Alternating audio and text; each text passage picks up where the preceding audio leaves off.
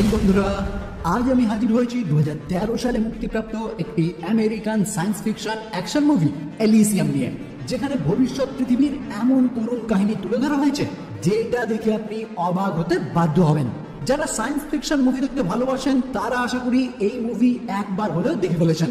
আর যেখানে ওই সমস্ত ধনী ব্যক্তিরা স্বাচ্ছন্দ্যে বসবাস করে, আর ওই মহাকাশ স্টেশনের নাম তারা দিয়েছে এলিসিয়াম। আর এই কথার অর্থ অনুযায়ী এই মহাকাশ স্টেশনে বসবাসরত ব্যক্তিদের মধ্যে কোনো দুঃখ কষ্ট কিছুই নেই। এমনকি এই মহাকাশ স্টেশনের চিকিৎসা সিস্টেম এতটাই উন্নত যে যে কোনো রোগ থেকে যে কোনো ব্যক্তিকে নিমেষেই ঠিক করে ফেলা যায়। মানে ক্যান্সারের মতো দুরারোগ্য রোগও এই মেডওয়ে নামক ডিভাইসের মাধ্যমে কয়েক সেকেন্ডের মধ্যে সারিয়ে ফেলা যায়। আর এটা জানার পরেই পৃথিবীতে বসবাসরত সমস্ত গরিব মানুষের মধ্যেই হুড়োহুড়ি পড়ে যায় ওই এলিসিয়ামে যাওয়ার জন্য, যাতে তারা তাদের দুরারোগ্য রোগ থেকে মুক্তি পেতে পারে এবং এই কষ্টের জীবন ছেড়ে স্বাচ্ছন্দ্যে বসবাস করতে পারে।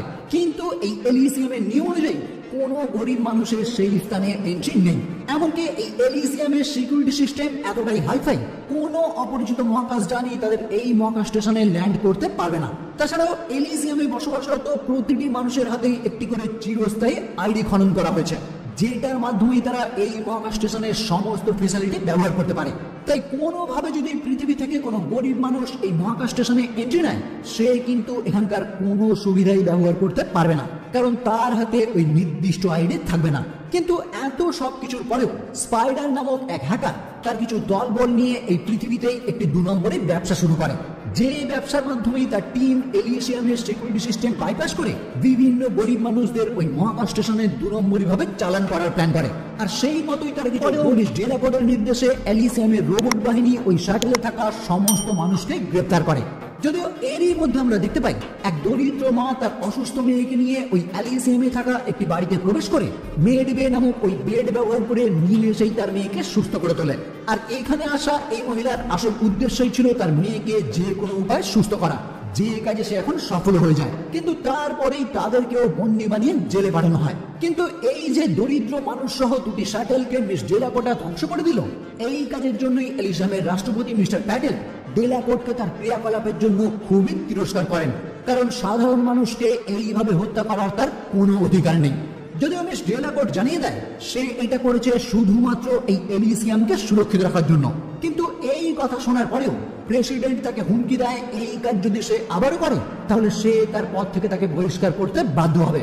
ফলে এই হুমকি পাওয়ার পরেই মিস ডেলাকোটো সিদ্ধান্ত নেয় যে কোনোভাবেই হোক এই রাষ্ট্রপতিকে তার পদ থেকে সরাতেই হবে, না হলে তার কাজে সে এভাবেই বাধা হয়ে দাঁড়াবে।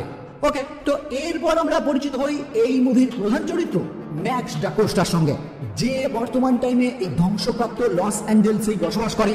আর বাকিদের মতো তারও ছোটবেলা থেকে ইচ্ছা ওই এলিসিয়ামে বসবাস করা, যে কারণে সে তার কিছু বন্ধুদের সঙ্গে মিলে গাড়ি চুরির কাজ করত। কিন্তু বর্তমান টাইমে সে ওই সমস্ত কাজ ছেড়ে দিয়ে আর্মাডিন কর্প নামক একটি কোম্পানিতে মেকানিক হিসাবে কাজ করে। এখানে এই কোম্পানি সম্বন্ধে একটু জানিয়ে দিই। এই আর্মাডিন কর্প নামক কোম্পানি পৃথিবীর এই সমস্ত গরিব মানুষদের সাহায্য নিয়ে বিভিন্ন রকম আধুনিক অস্ত্র তৈরি করে, যেগুলি তারা চড়া দামে এলিসিয়ামে বিক্রি করে দেয়। এমনকি এলিসিয়ামের গার্ড হিসাবে যে সমস্ত রোবটরা কাজ করে সেগুলিও সে যাই হোক, ম্যাক্স এই কোম্পানিতে কাজ করতে করতে হঠাৎই এক দুর্ঘটনার কারণে সে এক প্রাণঘাতী রেডিয়েশনের আওতায় চলে আসে, যেখান থেকে কিছু রোবটরা তাকে উদ্ধার করার পর হেলথ চেক আপ করে জানিয়ে দেয় ওই রেডিয়েশনের আওতায় আসার ফলে সে খুব শীঘ্রই মারা যেতে চলেছে।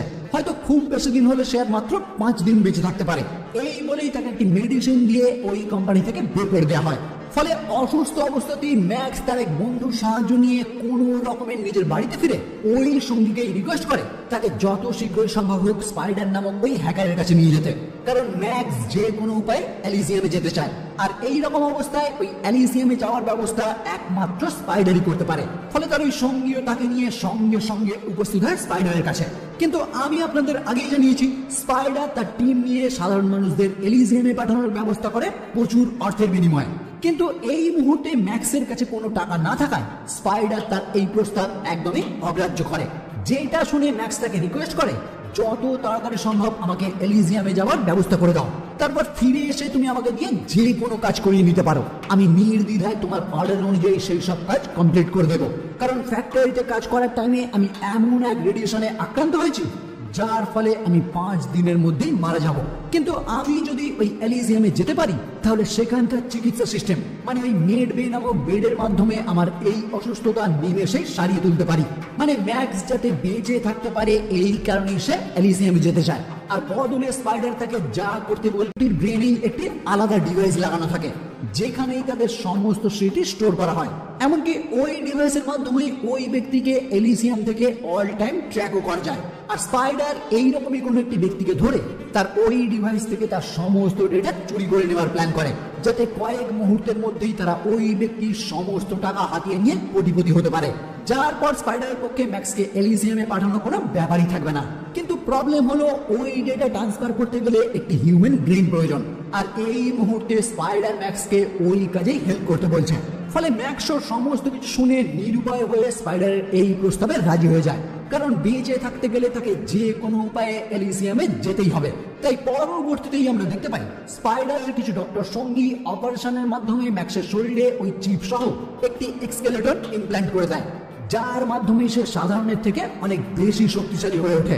আর তারপরেই ম্যাক্স সিদ্ধান্ত নেয় তারা টার্গেট করবে আর্মান্ডিন কোম্পানির সিইও জন কার্লাইলকে, কারণ ম্যাক্স তার কোম্পানিতে কাজ করলেও ম্যাক্সের এই অবস্থা হয়েছে জানার পর সে তার কোনো দায়িত্ব না নিয়েই তার কোম্পানি থেকে তাকে বের করে দিয়েছে।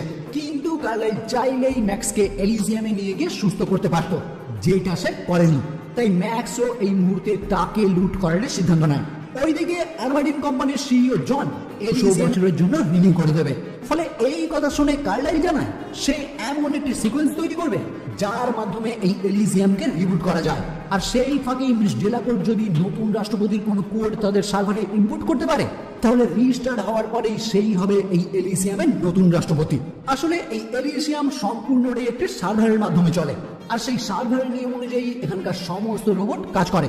তাই ম্যানুয়ালি কারোর পক্ষে এখানকার রাষ্ট্রপতি নির্বাচন করা কখনোই সম্ভব না, যে কারণেই মিস ডেলাকোর্ট সাহায্য নেয় কার্লাইলের।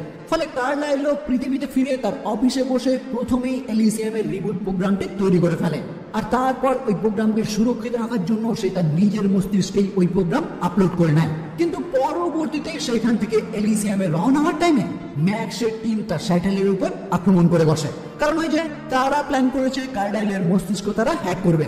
কিন্তু এলিজিয়ামের প্রতিরক্ষা সচিব মিস ডেলাকোর্ট যখন জানতে পারে কার্লাইলের উপর দুষ্কৃতীরা হামলা করেছে তখনই সে আবারও সাহায্য নেয় তার সেই স্লিপার এজেন্ট ক্রুগারের।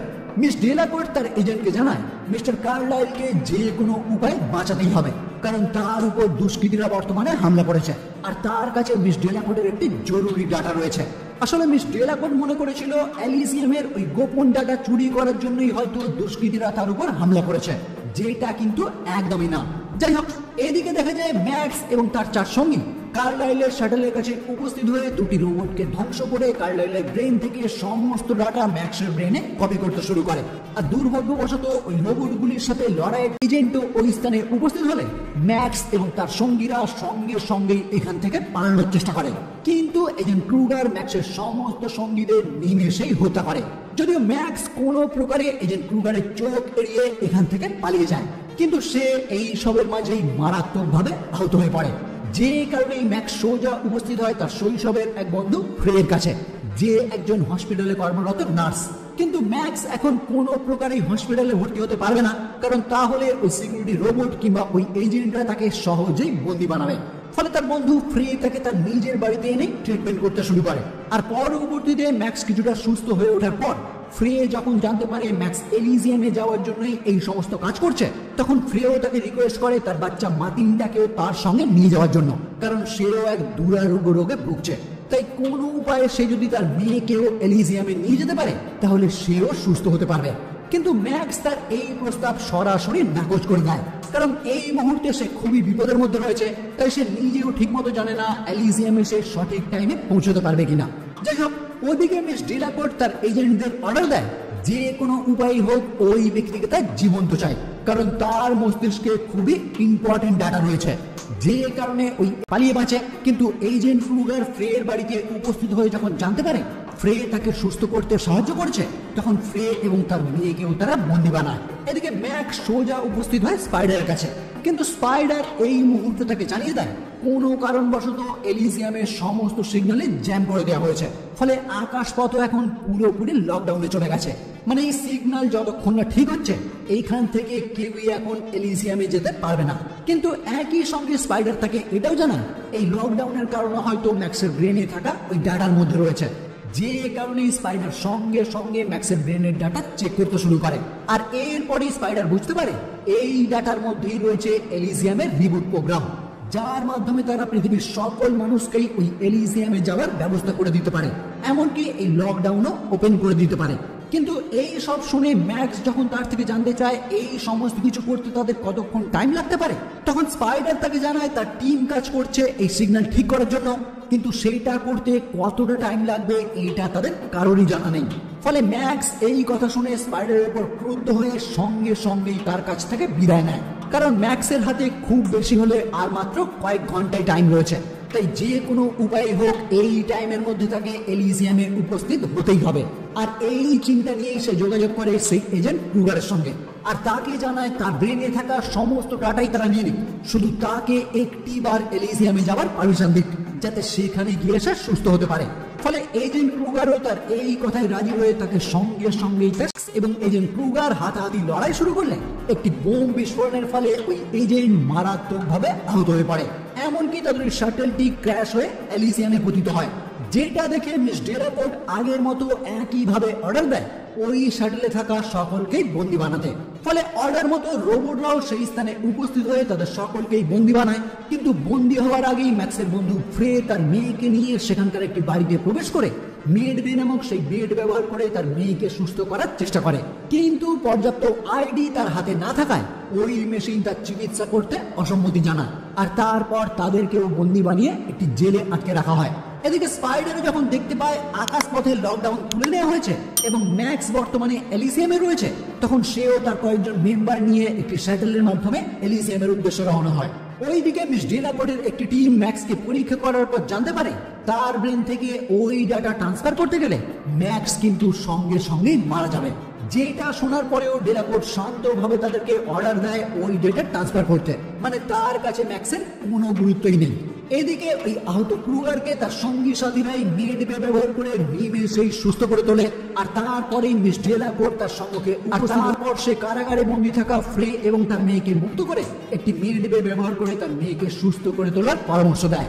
কিন্তু ফ্রে তাকে জানিয়ে দেয় তার মেয়ের হাতে যেহেতু কোনো আইডি নেই, তাই মেড বে ব্যবহার করতে তারা অসমর্থ। ফলে এই কথা শুনেই ম্যাক্সও সিদ্ধান্ত নেয় তার ব্রেনে থাকা ওই ডাটা ব্যবহার করে পৃথিবীর সকলকে সে এখানকার নাগরিকত্ব দেবে, তাহলে পৃথিবীর সমস্ত রোগীরাই এই স্থানে এসে ট্রিটমেন্ট করতে পারবে। আর এই সিদ্ধান্ত নিয়েই সে ফ্রেকে সম্মুখে অগ্রসর হতে বলে, মানে ফ্রে যতক্ষণে তার মেয়েকে নিয়ে একটি মেড বের সম্মুখে উপস্থিত হবে ততক্ষণে ম্যাক্স এখানকার প্রোগ্রাম চেঞ্জ করে দেবে। তাই এই পরিকল্পনা নিয়েই ম্যাক্স যখন এলিজিয়ামের প্রধান ডেটা সেন্টারের উদ্দেশ্যে অগ্রসর হয় তখনই সে দেখা পায় স্পাইডার এবং তার টিমের, মানে স্পাইডারও এতক্ষণে তার শ্যাটেলের মাধ্যমে এই স্থানে এসে উপস্থিত হয়েছে। যাই হোক, এখানে ম্যাক্স যখন স্পাইডারকে তার প্ল্যানের কথা জানায় তখন তারা সকলে মিলেই রওনা হয় মেইন ডাটা সেন্টারের উদ্দেশ্যে, কিন্তু এজেন্ট ক্রুগার মাঝ রাস্তাতেই তাদের সকলের উপর অতর্কিতে হামলা করে বসে এবং স্পাইডারের প্রায় সকল মেম্বারকেই হত্যা করে। কিন্তু লাস্ট পর্যন্ত ম্যাক্স তার সঙ্গে হ্যান্ড টু হ্যান্ড ফাইট করে তাকে পরাজিত করে, যার পর তারা দুজনেই সেখানকার মেইন ডাটা সেন্টারে উপস্থিত হয় ম্যাক্সের ব্রেনে থাকা ওই ডেটা ডাউনলোড করার জন্য তৈরি হয়। কিন্তু ক্ষণিকের মধ্যেই স্পাইডার বুঝতে পারে এই ডাউনলোড প্রক্রিয়া ম্যাক্সকে সঙ্গে সঙ্গেই হত্যা করবে, তাই ম্যাক্সকেই সে সিদ্ধান্ত নিতে দেয় তারা এখন কি করবে। কিন্তু ম্যাক্স লাস্ট বারের মতো তার ছোটবেলার বন্ধু ফ্রের সঙ্গে কথা বলে স্পাইডারকে বিদায় জানিয়ে ওই ডাউনলোড প্রক্রিয়া চালু করে দেয়, ফলে সে সঙ্গে সঙ্গেই মারা যায় আর এলিজিয়ামেরও সিকিউরিটি সিস্টেম পুরোপুরি রিবুট হয়ে যায়। কিন্তু এর মধ্যেই তাদের প্ল্যান মতো স্পাইডারের কারসাজিতে পৃথিবীর সকল মানুষ এখন এই এলিজিয়ামের নাগরিকত্ব পেয়ে যায়। ফলে ফ্রেও নির্দ্বিধায় মেড বে ব্যবহার করে তার মেয়েকে নিমেষেই সুস্থ করে তোলে। এতক্ষণে এলিজিয়ামের রাষ্ট্রপতি কিছু নিরাপত্তা বাহিনীকে নিয়ে সেই মেইন ডাটা সেন্টারে উপস্থিত হয়ে স্পাইডারকে অ্যারেস্ট করার অর্ডার দিলে ওই রোবোটিক প্রহরীরা তার প্রস্তাবকে প্রত্যাখ্যান করে, কারণ তারা এলিজিয়ামের কোনো নাগরিককে গ্রেফতার করতে পারবে না।